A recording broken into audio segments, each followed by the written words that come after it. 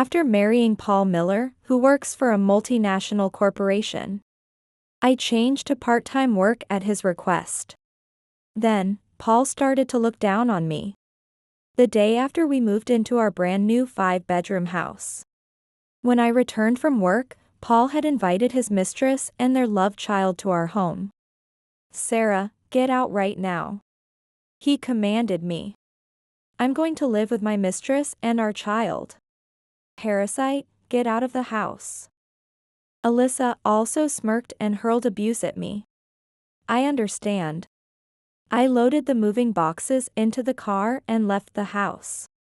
2 weeks later, I arranged to meet Paul and returned home. "Sarah, let's try this trendy married but separated arrangement," Paul suggested with an affected air. I replied, "What? I'm single, you know." "What?"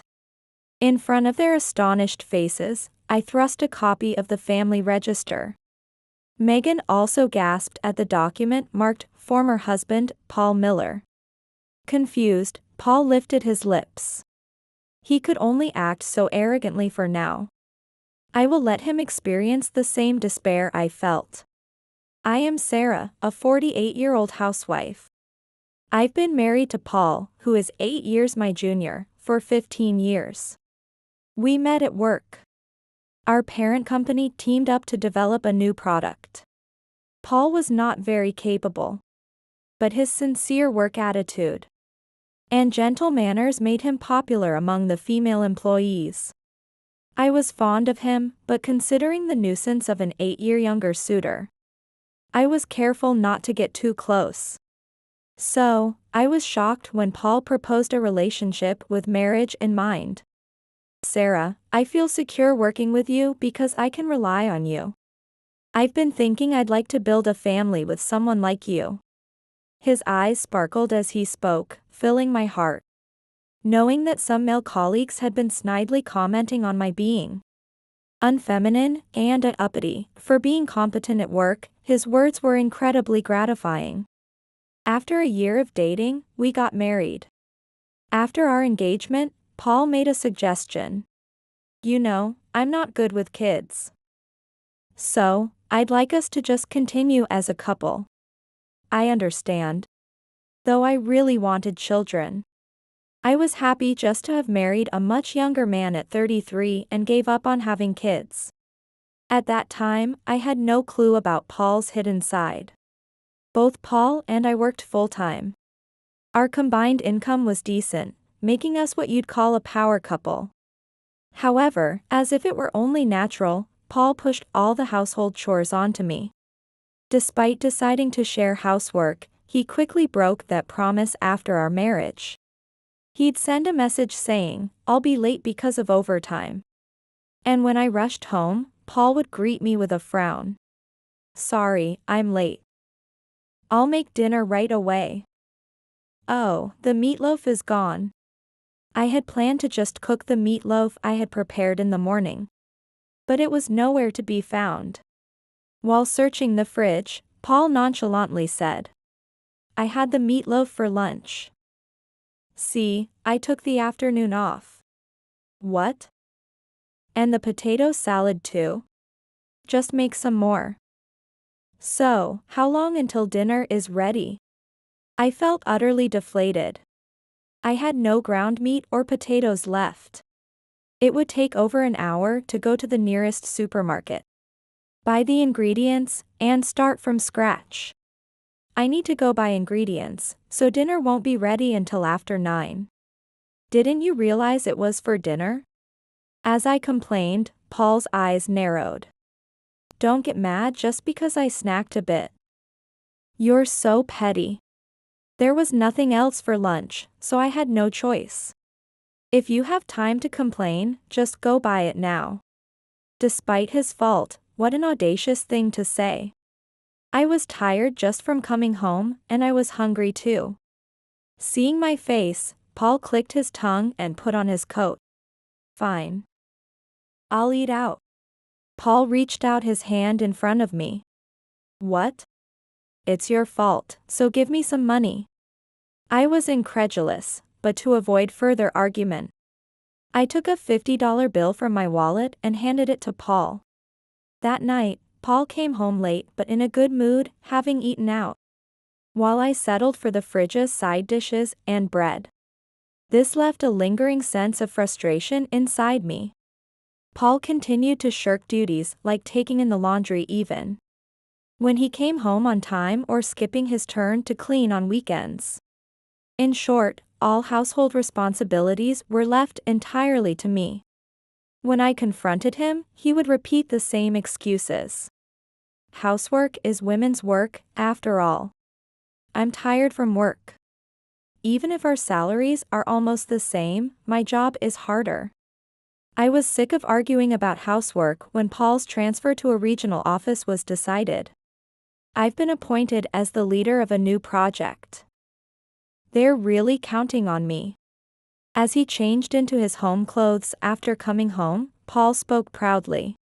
You've been doing more overtime, business trips, and working on weekends recently. But don't overdo it. And keep the drinking with your subordinates in moderation, okay? I know. Paul chuckled bitterly.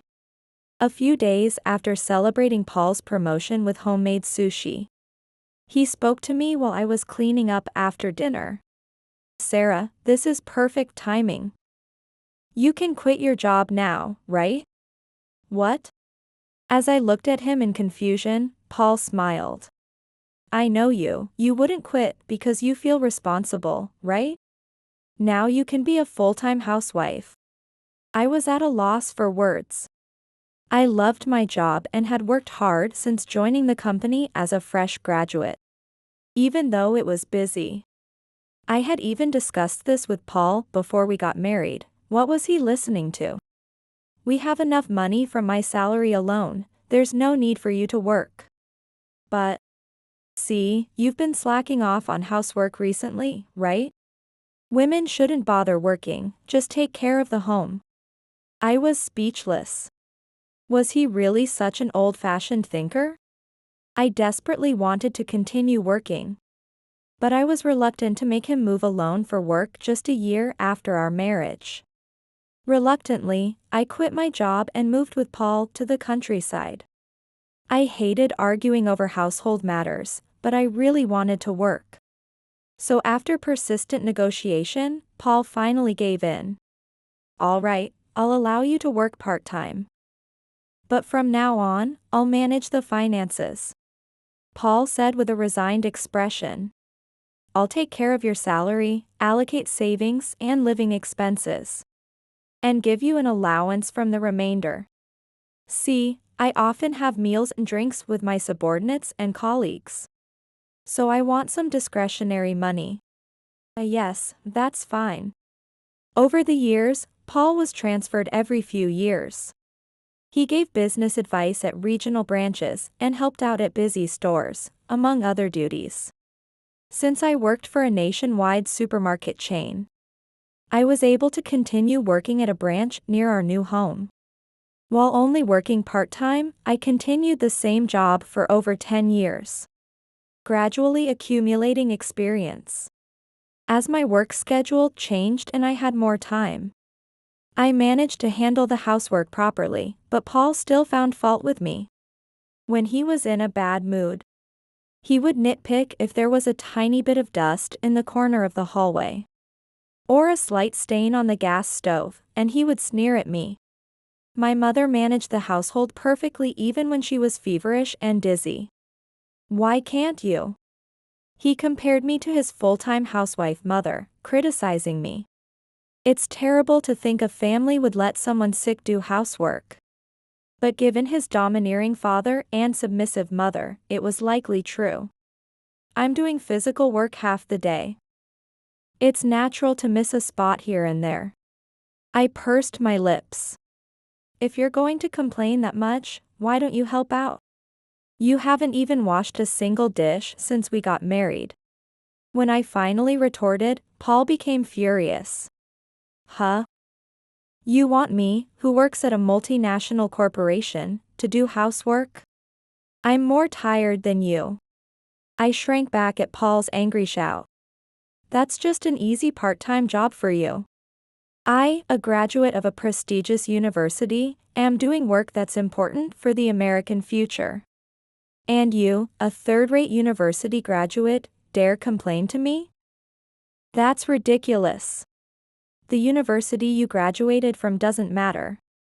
Shut up. Who do you think allows you to live comfortably in this house?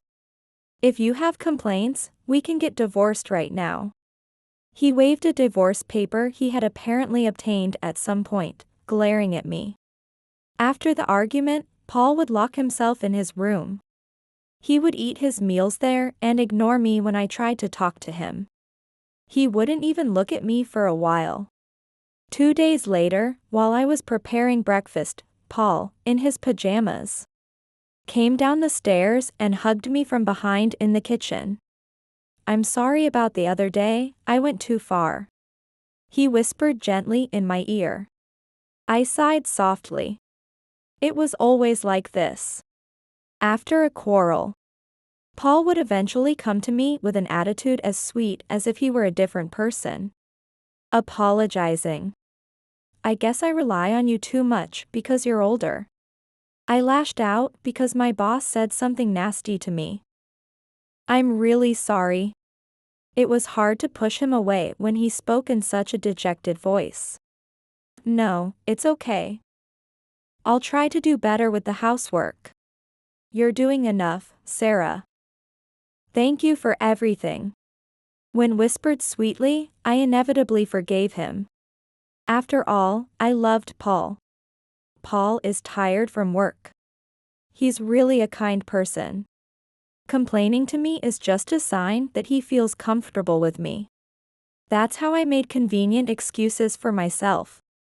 Unable to fully despise Paul's whims and harsh words. Even as I endured, Paul's verbal abuse only got worse. Eventually, he stopped making up to me. And it became normal for him to get angry over trivial things or treat me with a surly face. One day, a definitive event cooled my love for Paul. Paul caught the flu.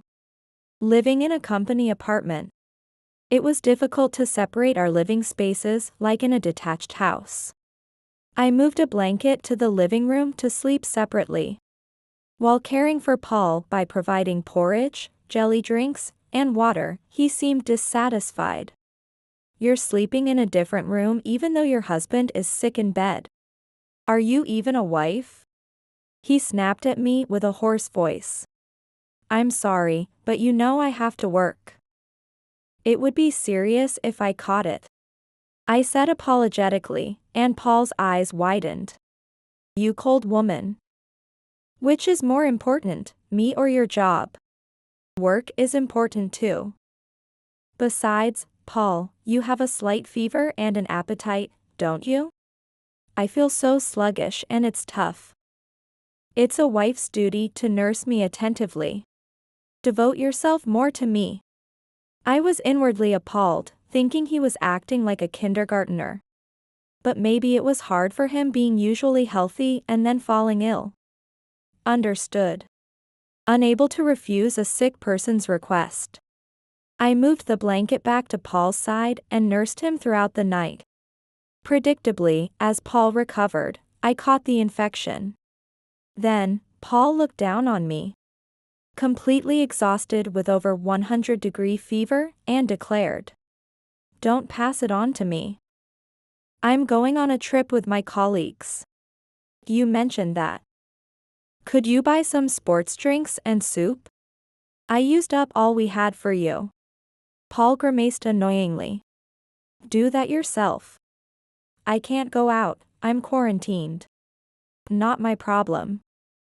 You caught it because you can't manage yourself. Deal with it yourself. With that, he left for his trip cheerfully. As the door closed, I lay in my blanket, tears welling up in my eyes. Was he always this cold? He used to be so kind when we were dating. The pain in every joint and the fever made my head foggy. I was thirsty, but I had to conserve the last bottle of water by my pillow. I felt the little affection I had left for Paul cooling rapidly. Somehow avoiding dehydration, I recovered from the flu. By then, I had decided to put into action a plan I had been considering for a while. Since our marriage, I had lived in company housing to follow Paul's transfers. But now that my fondness for Paul had completely faded, I planned to stay put when the next transfer order came. Currently, Paul had returned to the headquarters where he was initially when we got married. In the neighboring town, I inherited some land from my late parents. I thought of building the spacious single-family home I had always dreamed of there. When I mentioned it to Paul, his eyes widened in surprise before his face lit up. A new 5-bedroom single-family house, huh? Cool. Can I do the interior and layout as I like? Ah. Of course. A courtyard with parking for 3 cars? Paul seemed excited as if it were his own matter. It's been a while since I've seen him smile.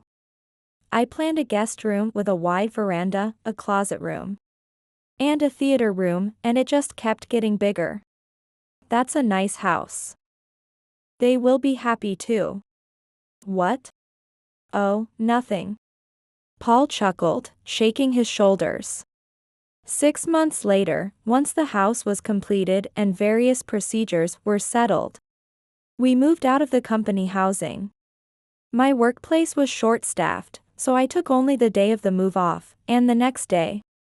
Paul, who had taken leave, handled the unpacking while I went to work. Returning home, I saw an unfamiliar pink car in the brand new parking area. Feeling uneasy, I hurried to the front door.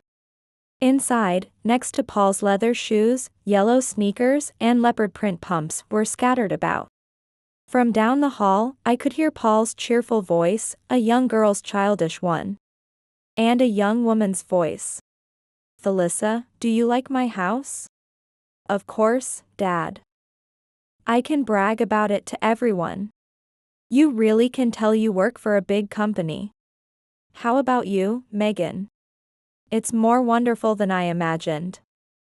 It's like a dream to live in such a house. The woman's shrill voice filled with excitement. You promised we'd live together when you moved back here. I believed and waited for you. I told you I'd call you guys. Paul boasted confidently. But is it really okay to kick out your wife? What if she sues? It's fine. She's head over heels for me. If I hint at divorce, she'll hand over the house in a heartbeat. Paul boasted loudly. I married such a plain old lady. I've given her enough good times. My cheeks burned with anger. Paul thought of me that way. But Dad, why did you marry someone 8 years older? You're handsome, you could have had anyone. Alyssa asked curiously. It was obviously for the money. He said, laughing. She had a lot of savings. She always boasted about her packed lunches, so she seemed good at housekeeping. Since she's not popular, she'd do anything with just a kind word. So, she's like a maid, huh? But now, she clings to your income to survive, right? Poor thing. Megan laughed crudely. Megan doesn't want to get married. Cheating is more comfortable for me. If you're married, you can't enjoy the thrill of sneaking around, right? I see. As the 3 of them laughed heartily, I appeared and the room fell silent, but soon Paul shouted. Sarah, get out now. He commanded me arrogantly. I'm going to live with my mistress and our love child. I looked over at Paul with a malicious smirk, Megan with a triumphant look, and Alyssa in turn. Seeing Megan's face, I felt a boiling rage. She was a college student who had once worked part-time at Paul's company. There had been rumors, but I believed Paul when he denied them. I had indeed been betrayed. Parasite, get out of the house. Alyssa spread a sneer across her face. It took me a moment to grasp what was happening. Ah. I see. I was about to be ousted from my own home by my husband, his mistress, and their loved child. Suddenly, nothing mattered anymore. I couldn't muster the energy to argue, and I muttered weakly. Understood. I stepped outside, opened the back door of the car, and loaded it with moving boxes. I'll come back later for the rest of my belongings. With that, I left the house. Driving aimlessly, tears streamed down my cheeks. Realizing I was too distressed to drive properly, I pulled over to the shoulder of the main road. Cradling the steering wheel, I buried my face in my arms and sobbed uncontrollably. My heart felt like it was tearing apart with frustration and misery. I had believed I was married to a man I loved. There were signs of infidelity. But I never imagined it started right after our marriage. And involved such a significant secret child. After a good cry, a storm-like anger swept over me. Any remaining affection had vanished. Clenching my jaw, I trembled with fury and made a vow. Paul Miller, who trampled over my feelings, better be prepared. He should enjoy himself while he can.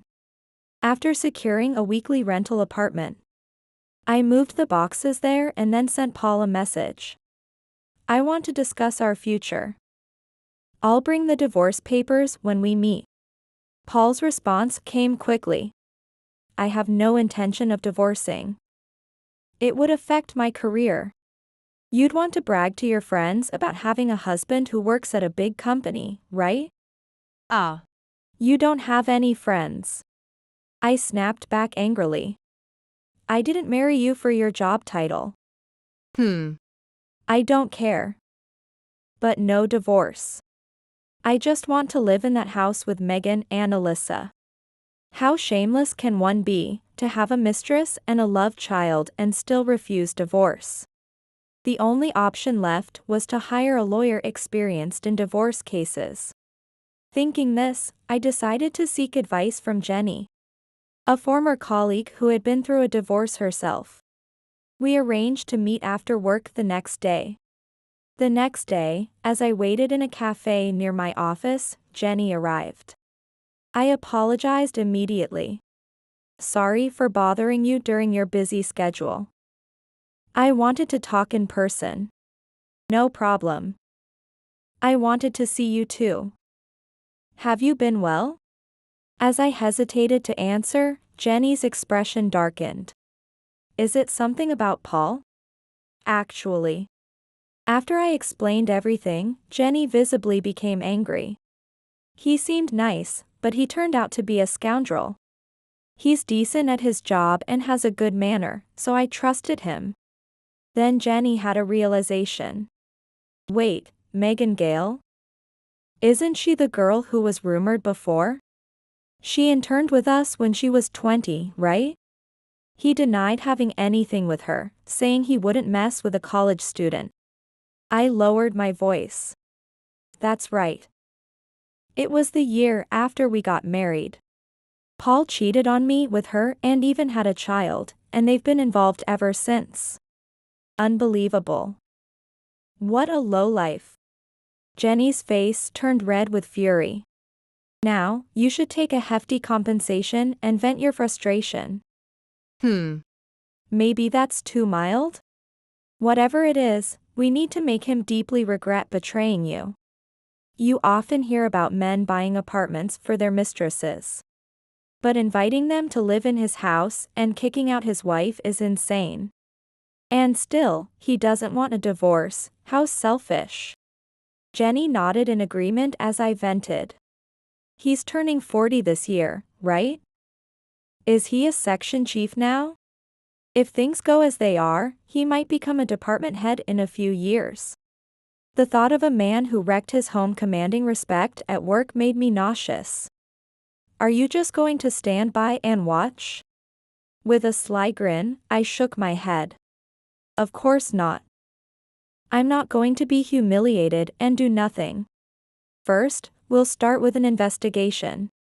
Looking into my eyes, Jenny spoke. I'll introduce you to the detective agency I used. They're pricey but trustworthy. The lawyer I hired is also excellent for infidelity cases. Please, I've looked into it, but nothing felt right. As I finished my coffee, Jenny offered reassurance. If it helps, I'm always here to listen to your complaints. Don't hesitate to contact me. Understood. Thank you. After thanking Jenny, I immediately called the recommended detective agency. A month later, with the investigation results in hand, I contacted Paul again to visit the house. Arriving around noon, naturally, Megan and Alyssa were there to greet me at the entrance. Inside, the living room, incongruously decorated with tacky gold shelves and a cheap-looking sofa set, was now their domain. Megan spoke to me in a pretentious tone. "You're the first guest, Mrs. So." As a welcoming gesture, Alyssa baked some cookies. "Please, have some." Cookies? Could they be poisoned? Watching Megan and Alyssa's sneering laughter, such a thought crossed my mind. Surely, you're not so mean as to reject a child's homemade sweets, are you? Of course. I'll have some. Reluctantly, I answered and sat on the sofa I was shown. Paul was delightedly watching Megan and Alyssa, who were eagerly hosting me. As I felt dismayed by the altered state of the room I had designed, they brought coffee and cookies. "Parasite, Mrs. Miller, please enjoy." "Thank you. I will." I put on a fake smile and picked up a cookie to eat. When I tried to bite into it, it was as hard as a rock and almost dislocated my jaw. "Sarah, Alyssa's cookies are like hard candy, tasty, right?" Paul spoke with a doting smile. "She dreams of becoming a pastry chef. She's got a bright future, huh?" "Dad, you're embarrassing me." "Stop it. From the outside, it looked like a sweet father-daughter interaction, which infuriated me even more. He had refused a family life with me, using his dislike for children as an excuse. Yet he had conveniently had a daughter with his mistress. What was I to him then? I felt utterly frustrated. "So, what brings you here today?" "I came to talk about divorce, obviously." I replied curtly, and Megan coiled up flirtatiously. "Mrs. Miller, don't misunderstand. I have no intention of marrying Paul." She leaned against Paul, her voice sugary sweet. "Divorce would affect his career, right?" "I don't want to trouble the man I love." Megan really gets me. Paul's eyes softened. "So, Sarah, let's try this trendy married but separated life. It'll be tough on your meager salary to live alone, but, well, do your best." "Mrs. Miller, you're a parasite. Without Dad's money, you'd be lost. But Dad loves only our mom and me, so it can't be helped." Alyssa's words made Megan smirk. "It's your fault for being discarded." "Sorry for you." As the three of them laughed uproariously, I responded coolly. "What? I'm single, you know." "What?" In front of their wide-eyed expressions, I thrust the family registry at them. The document labeled ex-husband, Paul Miller, made all three gasp. "Hey, what's this about? You handed this to me, right, Paul? And you were so kind to have already signed it." I said coldly. "Remember? You threatened me during our last argument. If I couldn't listen to you, you'd divorce me, you said." "What? Did that really happen?" Paul's face twitched. "When I was moving my stuff, I found it in the chest in the bedroom. So, I submitted it to the lawyer's office." Paul's face flushed as he began to rant. "You can't just do whatever you want. What if I can't get promoted because of this?" "Exactly. You take responsibility." "Oh, but you're just a regular employee, pretending otherwise." I chuckled, and Paul froze. "What? Paul's lips quivered as he began to tremble, Megan and Alyssa looking at him quizzically. A friend of a friend works at Paul's office. I asked around a bit. I spoke with a smile, causing Megan to show panic. Paul is an elite, right? Head of the US branch of a multinational, right? He makes over $100,000 a year, is constantly sought after as an advisor nationwide. And he's a smart guy with a degree from a prestigious university.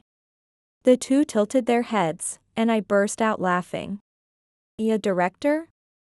He's just a section chief.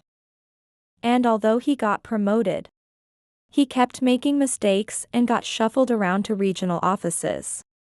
Competent at his job? That's a big lie. Megan's face stiffened, but she quickly plastered on a smile and hugged Paul from behind. Oh Paul, you're so modest. You think I'd leave you over that? Isn't that nice, Paul? You have such a kind mistress. Maybe it's time to come clean? I advised Paul cheerfully as he kept his gaze on the table, silent. If you won't say it, I'll expose it for you. I took out photos and investigation reports from my bag and laid them on the table. Megan and Alyssa leaned in. Megan's face changed color instantly. Who are these four women with kids and Paul? This girl looks a lot like me. At that, Megan's eyes widened. You don't mean? Exactly. Paul's mistresses and their hidden children. Megan and Alyssa gaped.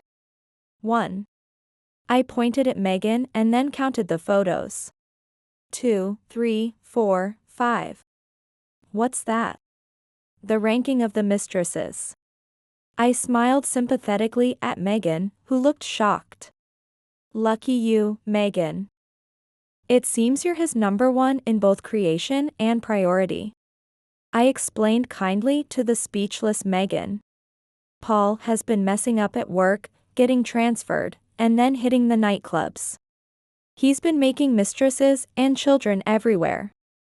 Though he told them he was married, he kept his other affairs a secret. Glancing sideways at the downcast Paul, I continued. Even after moving to different places, he would meet up under the guise of business trips or vacations to provide living expenses. It's practically polygamy. Quite classy, like a noble from ancient times. In front of me, Megan was shaking her fists, while Alyssa was on the verge of tears. Dad, you're lying, right? You said you loved Mom and me. Say something. But, we're the most important to you, right? Megan wrapped her arms around Paul's back, looking up at him pleadingly. He takes us to fancy restaurants and gives us gifts regularly. He even invited us to this house. Yeah. That's right. Giving us a house, that's the ultimate gift. We're special. Trying to convince themselves, Megan and Alyssa spoke rapidly.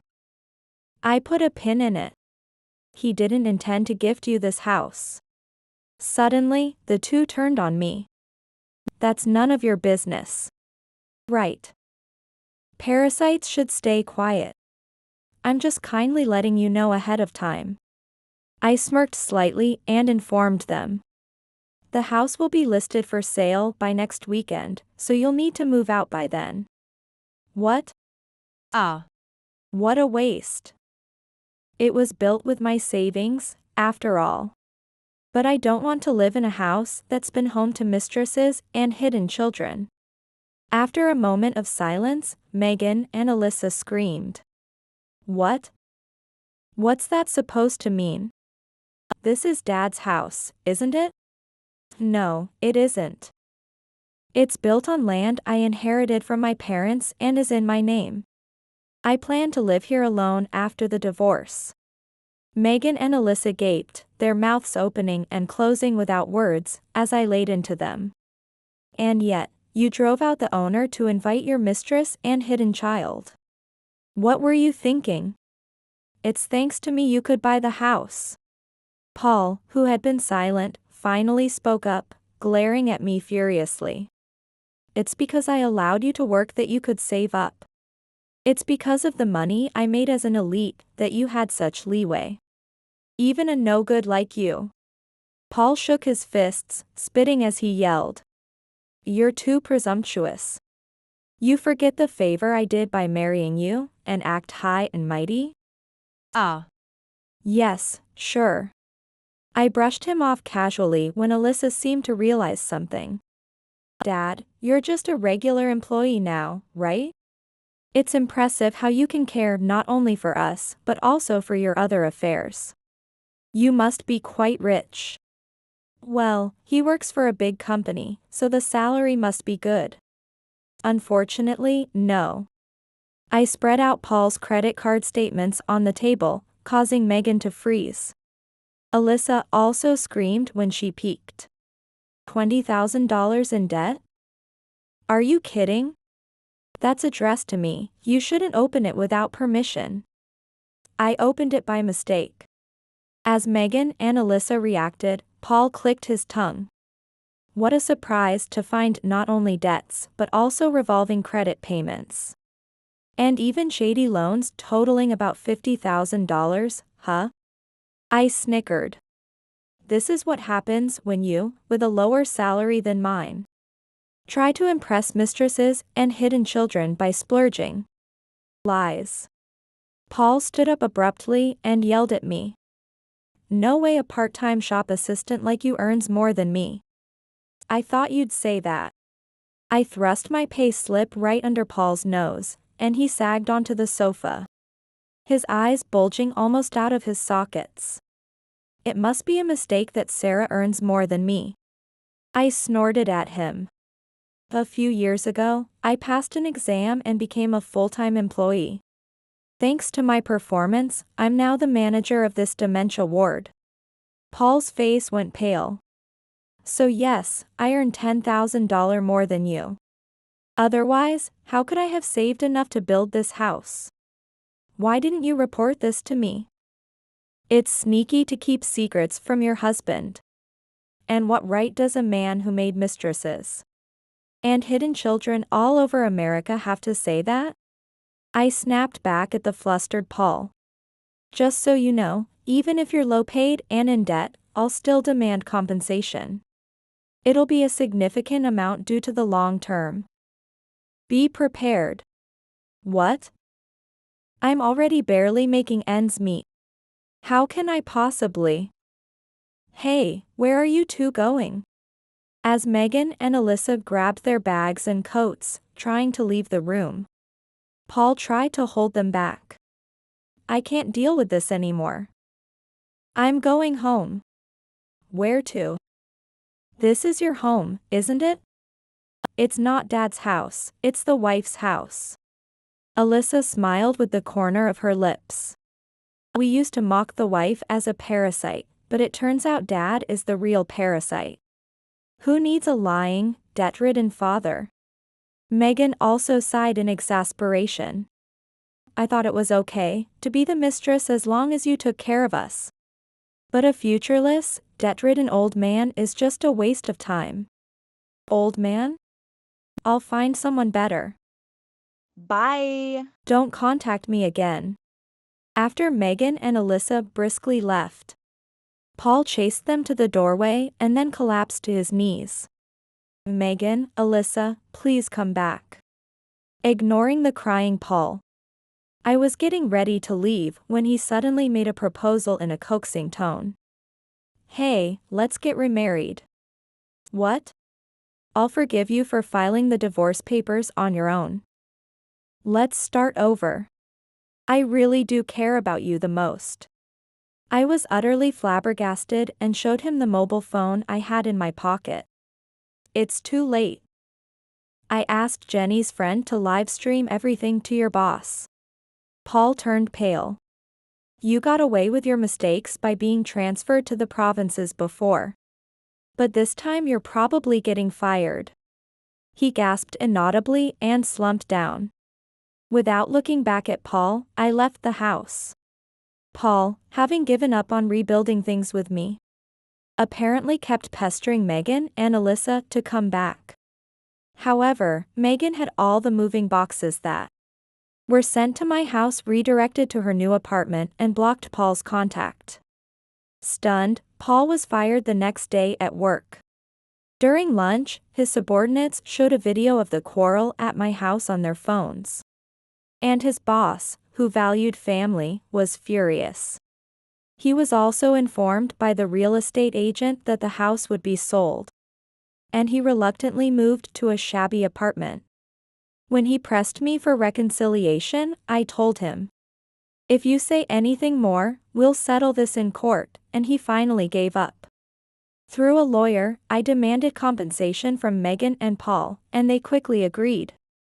Megan paid the compensation with borrowed money and had to increase her daytime job in addition to working at a bar. Working non-stop, her once glamorous appearance is no longer recognizable. Paul is also juggling multiple part-time jobs to manage his soaring debt. Naturally, he has neither the time nor the money to visit his favorite nightclubs anymore. With the money from the house sale and the compensation, I moved into a high-rise apartment. Though it was sad to let go of the house I had designed with so much care. My new, simpler, and functional apartment is quite nice too. I love the night view from the large windows. Now that I'm not forced to do housework for Paul, I've switched to full-time work. From now on, I plan to fully enjoy life, catching up on movies, traveling, and doing all the things I've had to hold back on.